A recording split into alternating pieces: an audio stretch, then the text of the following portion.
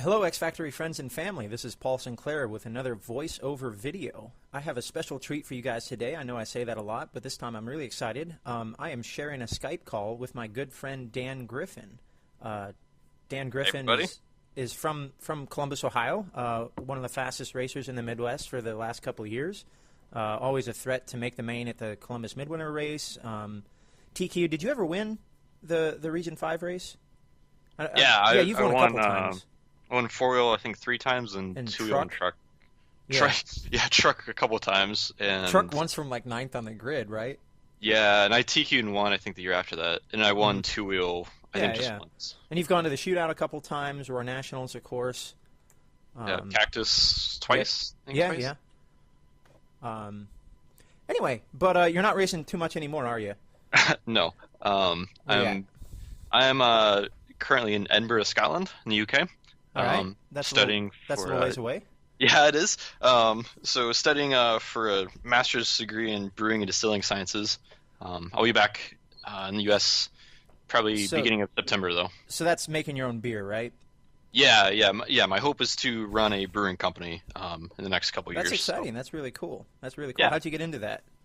I honestly started homebrewing as soon as I could start drinking legally. Kind of. I'll say I was drinking legally, but I started homebrewing a little before that. But you never took a drink before you're 21. Nobody right. does. Well, yeah, that's all right. I mean, I'm in a country where it's perfectly fine, so I'm not gonna worry about it too much right now. But yeah. So that's why I ended up here and all that stuff. Good stuff. When do you finish up? I handed my dissertation August 22nd. Okay. So that's the day the Roar Nats start. Oh, is it? So you got a 7-week countdown, just like I do. Yeah. Okay. Yeah, a lot of work to be done before then, right, Paul? For sure. You and me both. So you haven't been racing much, obviously. You didn't take your RC stuff over there with you. Have you been following RC news? Yeah, absolutely I have. All right, so what do you think of your boy Mayfield? I mean, I'm surprised. I should mention for the listeners out there that Dan has been a pretty long time AE driver since like 2010. Right? Yeah, 2010. And we're good friends with Mayfield, you know. So yeah, I saw you guys hanging out a lot at the track or talking with each other or whatever. So. Yeah. I mean, I'm a little surprised, but I haven't been on the in the know in the last 18 months or so, I would say. For sure. Kind of the last time I raced was, I think, the Spectrum race in 2012. So that's probably the last time I've really heard anything. Yeah. Did you come to the WRL after that? Oh yeah, you're right. I did. In December, January, or something. Yeah. Mm-hmm. But anyways, it's a long time ago. Yeah, it's been a while since I've heard kind of the track rumors, and especially from the higher ups that I used to have more connections than I certainly do now. But the rumor is he's going to Losi, and I have to imagine that's. I think. I mean, the only other company that could really get him, I don't know. I mean, maybe Kyosho USA. So the old rumors on Kyosho is their budgets are actually fairly low, so they're pretty tight with who they have currently. Yeah. So I don't know. I mean, I don't think much has changed there. I haven't heard anything different. No. So I've read a few places that could be Serpent. So that's certainly a possibility. Yeah, but that would be a huge pickup for them. Because they've gotten a lot of fast guys, but they don't have. Yeah, they have Truey and who else do they have? They have somebody from Florida, don't they? They have Max Fleur. Oh, that's right. And they have Billy Easton, who world champ. You know. Yeah, he's more of an engineer, though, I think. Anymore. Yeah, he's doing a lot of design work, I guess, but still always a threat, you know? I feel like Billy Easton's one of those guys who could pick up a car for 6 weeks and be really, really fast. Yeah. But, I mean, I think it's safe to assume, especially after the Orion announcement, and he's Novorossi for engines, for nitro engines. I mean, it looks very similar to kind of like the Drake package. So I kind of have to imagine that he's going to be going to TLR. Do you think Ryan left? Do you think Associated let him go? I mean, I can't imagine Associated let him go. I don't know. I don't know. I mean, the way the news releases and stuff were formatted, I mean, he was kind of their boy. It felt like. For sure. They're starting to push him more than Cavalieri. I mean, he was the Reedy, he was the entire package, whereas Cavalieri, while certainly very fast and good race results, was kind of only Associated. Yeah, right, because he was Orion and Proline and everything instead of reading LRP until recently. Yeah, exactly. So, I mean, I don't know. I mean, he's been there for 11 years, so maybe the relationship was starting to grow stale. And maybe he felt like he needed to change, or maybe this means Associate's making room for somebody else, you know? They're very true. Very true. Associate has a lot of young guys. Like yeah, they've been in a good position for a number of years. They have Spencer Rivkin is like tearing it up. Tanner Denny, of course, is falling out a little bit, but I mean he's still very quick. But Damon Borkowitz down in Florida. Yeah, kind of Jason's kid, but yeah. So I mean, maybe Brent's trying to, you know, Brent is the team manager, Brent Oki. So maybe he and the associated management team are trying to make a play for a younger team, and I certainly don't want you know, Ryan to feel like he's old. He's only, I think, like 13 months older than me, so I don't want to feel old either. But I mean, 27, something like that. Yeah, I think he's about to turn 28. So I don't, you know, I don't want to say he's old, but compared to like Ty and Dakota and Spencer, like he's just getting up there. So maybe Associate's trying to go for a younger team, and maybe we'll see some more changes. I don't know, but for now, I think it's on my end. I think it's safe to assume that Mayfield's going to TLR, and if he's going somewhere else, it'll be a shock and surprise, I think, for most people. All right. So setting up this video, one of the reasons I have Dan on the call for this video is that... Oh, wait, back up. We're missing some other news. Some other associated news. Oh, yeah, the your favorite car. Yeah, yeah. So the B44.2 is discontinued. Yep. If you go to the Associate website, it says this kit is no longer in production. So maybe... Which, I mean, it's less than 12 months from being Dub C. So it's like... But at the same time, that car that Hartson won with was, I mean, a different chassis, different length, different drive shafts, different diff cases, different diffs. Right. Like, you know, it wasn't really a B44.2 at all. Right. It had the shocks and arms, and that was about it. So, yeah, we'll see. Yeah, I mean, you got to imagine they have a B54 around the corner. Yeah, but yeah, I wonder if it's going to be a very similar looking car, but metric. Obviously, to match the B5. And yeah, I mean, you know, if you say aluminum chassis, like if you take Hartson's World Dub C car and make it metric, put on the new shocks instead of the old V1 big bores, right? I mean, it'd be a pretty good car, I think. Yeah, and so, I have to imagine that's the direction it's going, but I mean, it's a fast pace though. You know, I would expect something like that more like next year or end of this year. Yeah. You know, so it's kind of 6 months early. Yeah. But in the 44.2 is about 18 months old now, so it's pretty young, especially in associated terms. Yeah, I mean, I was expecting an announcement about the T5 or the SE10.5 or you know, something like that. But right. Well, keep in mind this is an announcement for a new four wheel. This is just that. Yeah, true. 4.2 is discontinued, so it doesn't mean anything yet. And I almost couldn't guarantee. I mean, I can't guarantee anything, but I would put my money on that the team will still be running the B44 quite a while for maybe the end of the year. But we'll see. I don't know. Indeed. So this is a voiceover video. Get into the video. Dan Griffin is a very good person to have on call for this video because this is the A-Main, the mod buggy A-Main from Summit Raceway, the Best in the Midwest race that happened, I think, 3 weeks ago, something like that. And the reason I say that is because in the A-Main here, I have a very good battle with one J.P. Richards, who I believe was your nemesis for... Oh, don't say it that way. I mean, we were pretty good. No, JP's a cool guy, of course. I mean, everyone gets along off the track, you know, or at least most people do. We were definitely big rivals. It's one of the things I like about RC, right? Is because, you come off the driver's stand and you give each other a handshake or a high five, and, man, good race, and you go have dinner. But, no, so you have a lot of experience racing with JP. Yeah, for probably like 9 years or so. To get your impressions of what happened in the race and you know, just some of your comments. One thing, the final thing before we get going on the video is talking about track conditions, which being an outdoor race in the Midwest changed radically during the day. Now, they didn't change during the race, of course, but when I say it's an interesting little story. So the track is in Fort Wayne and it's outdoor.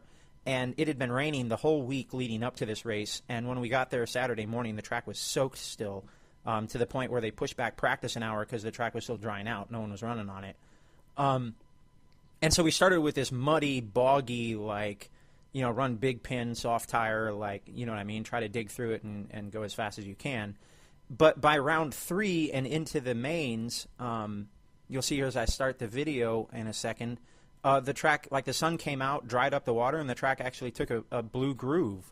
And I think this is a good example. It's not a really deep or wide groove, but it's certainly there's a very noticeable bluish line around the track where people have been laying down rubber. So without further ado, I'm going to get this thing going. This is the final race of the day. Starting the video. Nice video work from Chaz Sinclair, as always. Hey, he does a really nice job of following cars and zooming in and out. He does, a bit, sometimes a little shaky. So we should comment, somebody made a beep tone with their mouth before the race went off, and that's why like half the field jumped. But they didn't restart, and I'm proud of myself that I didn't fall for it. It's probably because you do it all the time. I do it all the time. I love to be that guy. Like, you know, 2 seconds before a race starts. Club racing, of course, not for events. Yeah. So, small racing note there. Luke Richards, who'd actually taken TQ, Luke is JP's brother, rolled it over getting on the straightaway. And without trying to dismiss the rest of the field, it quickly became the JP and me show.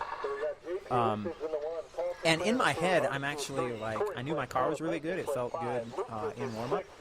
And so in my head, I'm just like, all right, stick with JP. You know what I mean? Get some separation. You always want to, if you can break away from the pack, you know, it's way more important to put some separation between you and third place than it is to necessarily take over first on the first lap or the second lap. Yeah. And something you're doing really well here is you're just squaring off all the jumps and kind of, you know, you're hitting lines, but you're not right on pipes. You're kind of driving a little safe, but you give yourself a few. You're being conservative, you know. And just by squaring up the jumps and squaring off the track a bit, you're running really good laps actually. So I thought my car was much better than JP's on the right side of the track, especially coming off. Like getting on the straightaway was better, and then coming off the straightaway through that whole sweeper jump turn section, it was really good. Way to clobber that pipe, by the way. That was like the best line getting on the straightaway possible. I meant the pipe before. Oh, no, I know, for sure. I know. Yeah. But see, like, I just close up so... Yeah, well, he was kind of sketchy coming off the straightaway that time, too. But him sketchy plus me having a good line equals... Yeah, you're on his tail all of a sudden. Yeah. And I think, honestly, JP was a little surprised that I was this close to him. Because normally, you know, I'm a small step behind JP. He runs a little bit more, you know, I mean... Yeah, you look at the Reedy race as a good example. He won the open class, and I was in, like, the C or D main. Sure. I mean, racing was really close and tight, and I'm not trying to knock myself there, but that's kind of the difference, you know? Right. And so, even though this is a smaller race, you know, there were like 80, 90 entries, I think 25, 30 mod buggies. I think JP was like, holy crap, you know? Paul's like right on my tail, and you can make him a little nervous. Yeah, JP is he's pretty cool most of the time, but he's not impossible to rattle. And if you make it seem like you're driving really easy and catching him, he tends to make more mistakes, which is something I had to work on a lot, believe me. So here, like, you can see his car gets loose on the straightaway. Yeah. And I, like, slam on the brakes, and important to note there, I didn't run him over. I mean, I hit him, sure, but, like, I stopped and drove around him. And that's, you know, because it's a careful in-the-moment decision of, like, all right, do I have to wait? Like, was that my fault or not? And I didn't consider that to be my fault. And he didn't either. Like, when we talked afterwards, he's like, no, I got loose, like, you know. Yeah, he was trying to stay in front of you more than trying to go straight, which kind of led to his demise. Yeah. And so now in the race, actually, though, I'm thinking, like, in my head, I'm like, no, it's too early. Like, I didn't want to pass him that early. I was much happier to just follow JP and try to make a move in, like, say, the last 2 or 3 minutes. You know, so we still have 3 minutes to go. Like, it's barely halfway through the race. Right. So JP is probably one of the most emotional drivers that I've ever raced against, which is he often plays for his favor. Honestly, he does a really good job of using it to go faster. The problem is if you pass him early, he always just like flings off these ridiculous laps. Yeah, he's angry. He's upset. He wants to be back in the front. He will find 3 or 4 tenths when he's in second place. Yeah, absolutely. So passing him this early is a problem. And so in my head, like, I'm trying to stay cool, and I'm trying to just say, all right, you have a second lead, a second and a half. And you're still doing a good job here of squaring off jumps and going around the track. Like, you're not super tight or anything. And I think unfortunately he's reeling off those laps. I mean, he ran in some of the you're two or right. three of the fastest laps of the race, and so he's in the rearview mirror, and it's hard to stay calm. Yeah, it is absolutely. But you're still doing a good job here. And I think is it this lap or maybe the next lap when you kind of knock a pipe a bit, and I think you kind of get a little bit rattled. Yep. Okay. Or it's right there actually. Yeah, right. So you get a little sideways there. We can pause the video here at why don't we? 4:30, and you'll see my car over rotates in this 180. I gotta dial it up on the old video scope here. But this right-hand 180 turn at just in front of the driver's stand, the car over rotates. Yeah, right here. And I jump and pause in the video at the 4:43 mark. You can see my car is a little sideways, like it's just in the air, and you can see I'm trying to steer into it and get the car to land right, but it's going to force me into the tube right there, and I lose probably 3 or 4 feet to JP. Right. And suddenly, on top of him going fast. Yeah, right? and suddenly it's a much closer race, and I'm not near as comfortable as I was before. So this next lap, all the things I just praised you about, unfortunately, kind of go out the window. Not to knock you, but you started. It's good. Kind of sling it around a little bit more, and you're kind of playing you're playing it at JP's hands a little bit here. Yeah, and now he's right up on me. Right. He wants to see you make mistakes so that he can do something ridiculous. Mm-hmm. Which is what he's so we good catch at. up to some back markers here, which is never a fun thing. But they actually did a really good job. So this is Nick Richards, the third Richards brother, and they didn't slow either of us up. I thought they did a really good job. Yeah, both got through traffic pretty clean. But then here, you're trying to, I think, still do too much with not enough. So we're coming into the closing minutes of the race. And in my head, I'm just like, come on, Tone. Like, you cannot get here fast enough. Like, is this the last lap? Nope, still going. Yeah, so you over-rotated a bit there, kind of sitting in that corner. Mm-hmm. And then, I think, there you're just, obviously now you're going to be nervous, right? Yeah. Now, see, this is interesting because JP just kind of ran over me, but we both agreed that was his fault. Like, that wasn't, it was a little different than the straightaway incident, so he let me back by. It's a tough call during the race. Yeah. So I was upset, though, because the tone had just gone off. So we're on the final lap, and JP pushes me wide. It was kind of my own mistake. I got a bad line on that infield section. Yep. And now I just mess it up right there. Yep. No chance. Yeah. So in my head, I like I mentioned earlier, I knew my car was best on the right-hand side of the track off the straightaway. And so I was really trying to get a good run onto the straightaway, you know what I mean, to try to make some kind of move off it, and I just sent it into that 180 too hard, and that was all she wrote. Yeah. Plus, to be fair, your adrenaline's probably going a little bit because you were holding off JP for 6 laps or whatever it was, and then he only passed you too because you completely blew the corner, which is honestly a good feeling to lose to him because you messed up, I guess. I thought my car was really on point. It had good traction. It rotated well. It had corner speed. Just everything was really good. Yeah, it looked really good to come off straightaway too. Especially compared to his car was a little unstable. I don't know if there's a good time marker. Probably early on when you caught up to him when he was like throwing some roost, like on the lap 3 or something. I don't know if we'll find it that easily. I don't know either. Oh yeah, like right here. There. It was this lap, so back it up. Yeah. So this is lap 1 when Luke rolls over. Yeah. But so you can see so right around the 34, 35 second mark here, JP's car. I come into the end of the straightaway, and JP was out of frame, so we don't see his entrance, but he's not straight when he comes back in frame, though. Yeah, right there you can see he's over rotated and drifting sideways. Yep. And my car is just like, hey, what's up? Limousine. Good old Cadillac coming off straightaway. So, anyway, thanks for participating, Dan. Absolutely. Glad to have you. Yeah, glad to be here. Maybe we can make this a semi-regular feature. It's fun to chat with you.